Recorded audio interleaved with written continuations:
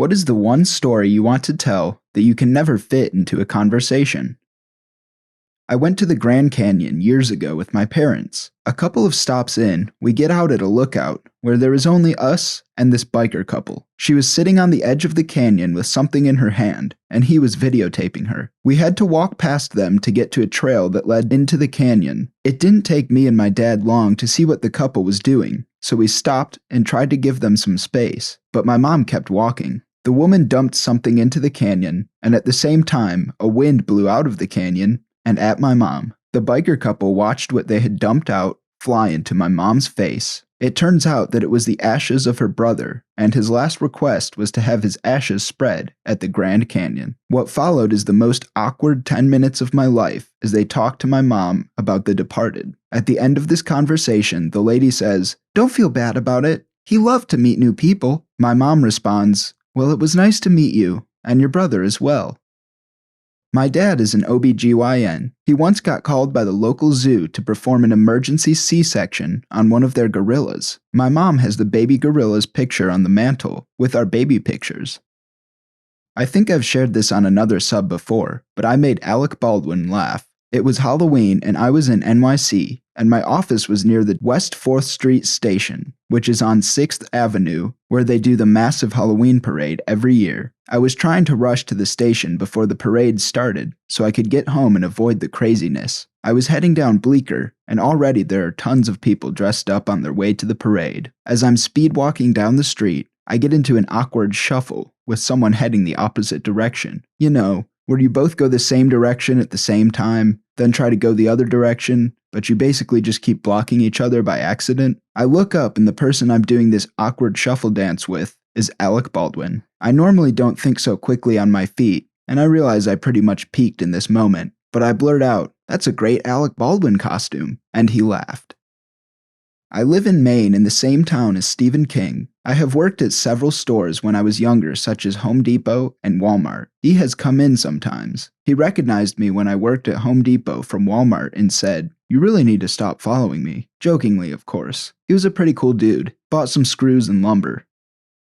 This past summer, me and two of my friends were passing the time by just walking in a creek. We're in high school, so we had nothing better to do. As we were walking, we hear what we thought to be a little kid whining. The creek wound around an elementary school, so we thought it might be some daycare going on. We continued to walk down the creek, which then led us to a slow flowing river about waist deep. We swim down it, having a good time, when we hear the same sound of a kid again, only it sounds less than 5 meters away, and it's definitely not a child. I look along the bank and spot a fawn stuck in some tree roots that were dangling over the bank. I don't know how long it had been stuck there, but its front left and both back legs were stuck in the roots. I ask one of my friends to hold my bag, and I head over to the deer. It had to have been stuck there for a decent while, because it didn't seem to struggle when I got close, presumably because it was too tired. I go over and lift the fawn up and carry him over to a less steep bank, where he can make his way into the tree line surrounding the river. I don't know what happened to it after that, but I'm hoping it found its mama.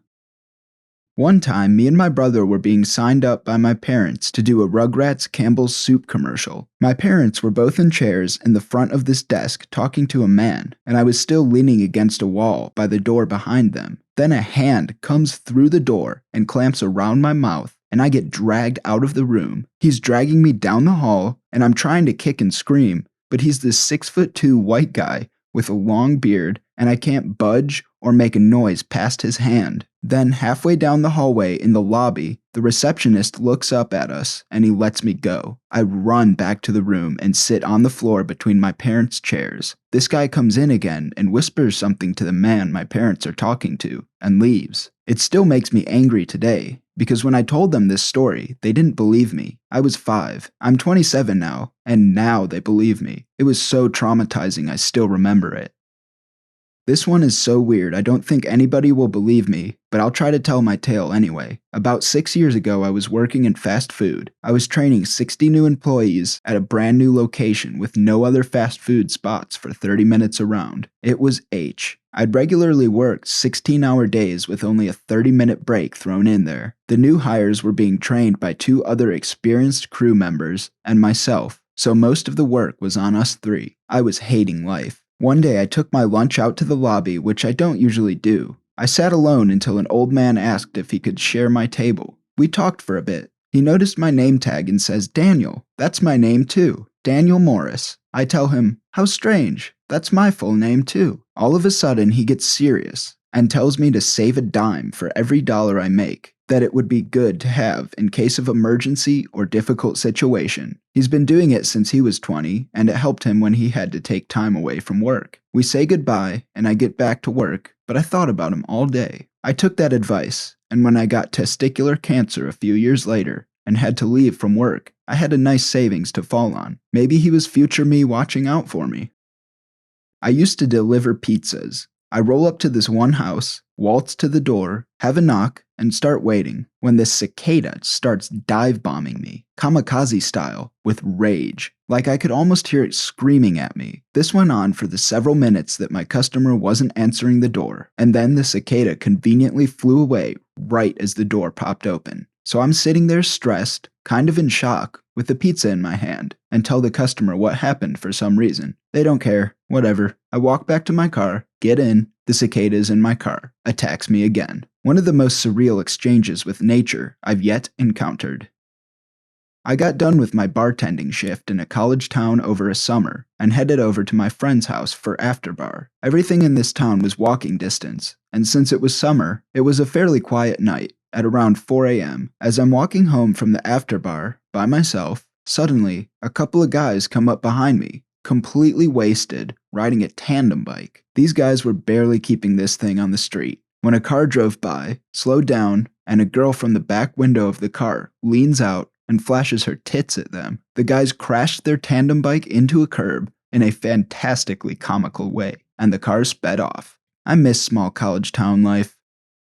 One summer, my mother found a baby seagull. My sister and I then raised that seagull the entire summer, and we ended up bonding with him. We could pet him, he would sleep on our lap, and he started to steal our dog's squeaky toys. He also got attacked by a cat once, but survived relatively unscathed. He learned to fly after 8 weeks or so my mom then put him out into the wild, next to her workplace. He would frequently meet up with us and snuggle a bit. My mom would feed him some raw shrimp as well. When winter came, he disappeared and we never met him again. What a weird summer that was.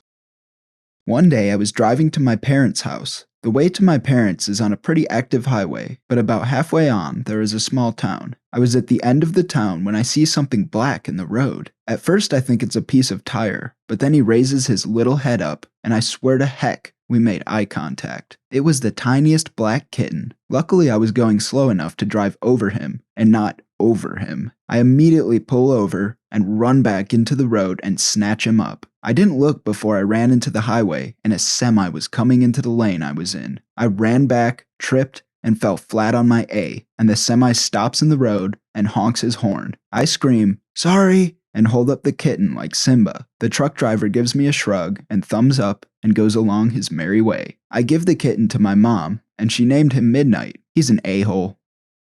Nobody cares about mountain biking, but I had a fantastic crash where I fell off a cliff and landed into a shallow, frigid river, and when I got up, I had realized I had landed on my bike, and the pedal had punctured my A-cheek. I walked in the river 2 kilometers back to the car, pushing my busted bike. The key fob was pooched from the water, so I had to use the key, but my hands were too cold to work, so I started the car and drove with my elbows. Cell phone was wet, so I drove to the ranger station. Ranger station was closed for the season, so I tried my cell. Hands were so cold, I used my tongue. It worked, but no reception. Kept driving, bleeding all over my car, until I got to a gas station and had them call me an ambulance. The medic wondered why I loaded my bike into the car before getting help. Okay, so when I was about 6 or so, I was in the ball pit at a McDonald's play place. The other kids and I were playing this game that involved grabbing whatever kid tried to escape the ball pit and throwing them back in. So this one kid tries to escape, and I grab his leg. He was an amputee, and I had grabbed his prosthetic. I was 6 and didn't know it was even possible to lose a limb. His prosthetic came off, and suddenly I was holding this stranger kid's leg in my hands. I thought I had ripped his leg off. I screamed, I cried, I apologized, and I ran to my parents, who had to explain the concept of an amputee to me in a McDonald's. In 3rd grade, there was a girl I used to hang out with. She had a weird laugh. It sounded like a horse's neigh. One day she was very happy about something and kissed me. After that, whenever I laughed, it sounded like a neigh too. I ended up going to another school after that and lost that laugh. When I was maybe 12 or 13, my parents found a USB drive. Not knowing what to do with it, they gave it to me. Curious, I put it in my laptop and see it full of data. All of the files were military profiles of individuals in the army, some PowerPoint slides of research. Some of these profiles had social security, address, ranks, and where they were stationed. Some were still in Iraq. I removed the USB thinking they can be tracking this. I asked my dad where he found this, and he said it was on the train stop in the airport. Still have it. Never plugged it in unless it was at my high school or university to see what other stuff it had.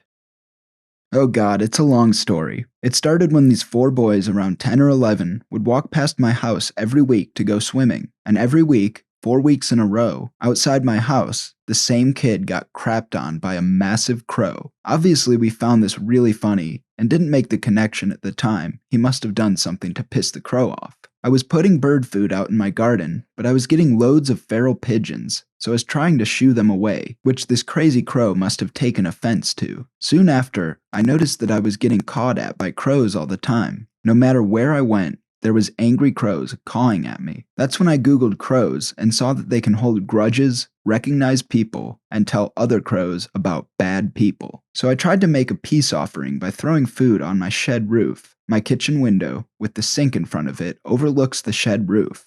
After throwing food out, I stood by the window doing dishes. This must have also pissed this crow off. Later that day, the crow started absolutely screeching and cawing. I went through to the kitchen to see what was going on when a huge bird crap landed on my window. In 20 years, there has been no bird crap on that window because there is a big ledge above it. So this crow must have hung its butt over the ledge just to do that. I went to bed that night only to be woken up at 5 a.m. by screaming right outside my bedroom window. I live on the first floor, so it couldn't have been a human. I googled crow screaming, and sure enough, that was the noise I heard. It had chosen the only window with a light on to do that. Later on that day, there was a big crow sitting on a tree near that window. If anyone else went to the window, it just stayed still. But if it saw me, it started bouncing on the branch, like it thought it was funny. Obviously, after crapping and screaming, I wasn't going to give it any food that day. I did give it food the next day, and it must have taken the hint because it never crapped on my windows or woke me up by screaming again. However, for about a year and a half, every crow for a mile radius around my house would angrily caw at me. Don't piss off the crows.